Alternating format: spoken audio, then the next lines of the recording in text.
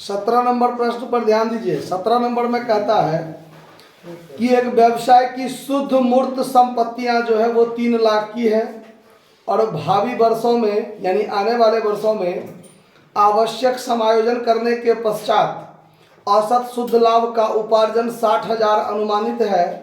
यह मानते हुए कि व्यवसाय में विनियोजित पूंजी पर उचित प्रत्यय दर 15% है, यानी ये नॉर्मल रेट है आपका, ठीक है। और ये जो आपका 60,000 है ये आपका एवरेज प्रॉफिट है, यानी एक्चुअल प्रॉफिट मानकर आप चलिए, ठीक है। उसके बाद यहाँ जो देखिए शुद्ध मूर्त संपत्तियां है, शुद्ध मूर्त संपत्तियां, इस पर ध्यान दीजिए।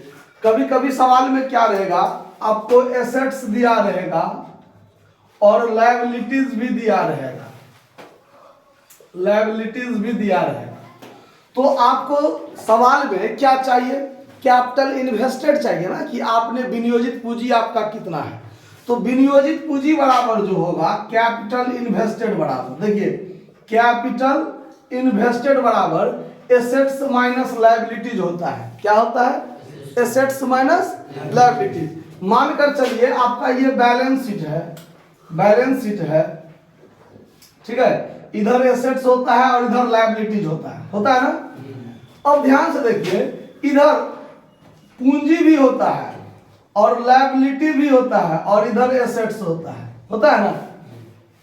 अगर आप यहां पर आपका संपत्ति कितना है 3 लाख, आपका संपत्ति 3 लाख है सवाल में, और लायबिलिटीज मान लीजिए 50,000 का होता, तो ये दोनों साइड क्या होता है, बराबर होता है ना। तो अगर ये 3 लाख है तो ये भी 3 लाख होगा कि नहीं होगा, और 50,000 का लायबिलिटी है, तो आपका कैपिटल कितना होगा वास्तव में 2.5 लाख का होगा। लेकिन यदि सवाल में ये लायबिलिटी नाम का चीज नहीं है तो फिर आपका पूंजी कितना हो जाएगा, 3 लाख का 3 लाख हो जाएगा कि नहीं हो जाएगा, होगा कि नहीं होगा। तो आप ध्यान रखिए कैपिटल इन्वेस्टेड बराबर होता है एसेट्स माइनस लायबिलिटी। सवाल में आपको एसेट्स दिया हुआ है 3 लाख और लायबिलिटी आपका कुछ नहीं है यानी 0, तो आपका कैपिटल इन्वेस्टमेंट कितना होगा, 3 लाख होगा कि नहीं होगा। आया बात समझ में। तो नॉर्मल प्रॉफिट निकालने के लिए आपका जो ये नेट मतलब टेंजिबल एसेट्स दिया हुआ है 3 लाख मूर्त संपत्ति, शुद्ध मूर्त संपत्ति, वो आपका कैपिटल इन्वेस्टेड हुआ। ये आपको थोड़ा कंफ्यूज करने के लिए दिया हुआ है। तो अब आप समझ में आ गया कि अगर सवाल में एसेट्स भी हो लायबिलिटीज भी हो, ठीक है, तो एसेट्स में से लायबिलिटी यानी एक्सटर्नल लायबिलिटी, बाहरी दायित्व, तो एसेट्स में से यदि हम लायबिलिटीज को घटा लेते हैं तो हमारा कैपिटल निकलता है, पूंजी निकलता है ना। तो सवाल में लायबिलिटी है नहीं, तो जो एसेट्स है वही हमारा पूंजी होगा। आया बात समझ में। हमने कर्जा लगा के कुछ नहीं लगाया, जितना अपने घर से पूंजी लगाया उतना का संपत्ति मेरे पास है। आया बात समझ में। तो यहां पर आपको ये चीज ध्यान में रखना है, ठीक है। इसको साफ कर लेते हैं।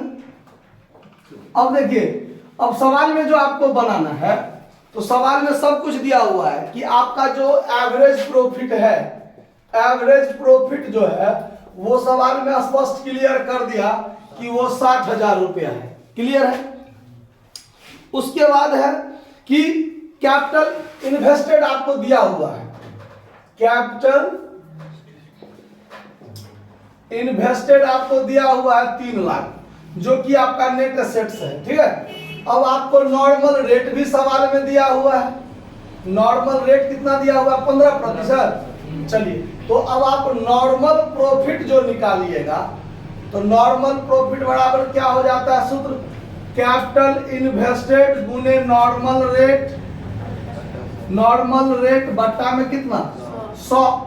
तो ये आपका 3 लाख है और इसका 15% आप निकाल लीजिए तो आपका निकलेगा 45,000, निकलेगा ना। अब आपको निकाल लेना है सुपर प्रॉफिट। तो सुपर प्रॉफिट बराबर क्या होता है, average profit minus normal profit. Average profit कितना है 60,000 और नॉर्मल प्रॉफिट कितना है, तो अंतर निकला 15,000। ये आपका सुपर प्रॉफिट हो गया। अब आपको निकालना है कौन चीज, गुडविल। तो गुडविल बराबर सुपर प्रॉफिट गुने 100 बट्टा नॉर्मल रेट। कब? जब पूंजीकरण विधि से बनाते हैं तो उसमें नंबर ऑफ ईयर्स परचेज तो रहेगा नहीं, तो यही नॉर्मल रेट के मदद से निकालना होता है। तो ये है आपका 15,000 गुने 100 बट्टा 15, 15 से 15 कट गया 1,000 मरतबे, तो ये 1 लाख रुपया आपका क्या हो गया, जी से गुडविल। आया बात समझ में? कोई दिक्कत नहीं है समझने में? तो आपका 18 नंबर प्रश्न जो है सेम टू सेम इसी प्रकार का है, आप आसानी से बना सकते हैं, जिसमें आपको एसेट्स भी है लायबिलिटीज भी है। एसेट्स में से लायबिलिटीज घटा लीजिए, आपका क्या निकल जाएगा, कैपिटल इन्वेस्टेड, और उसके बाद तो यही सारा काम है। क्लियर? तो बना लीजिएगा, नोट कर लीजिए।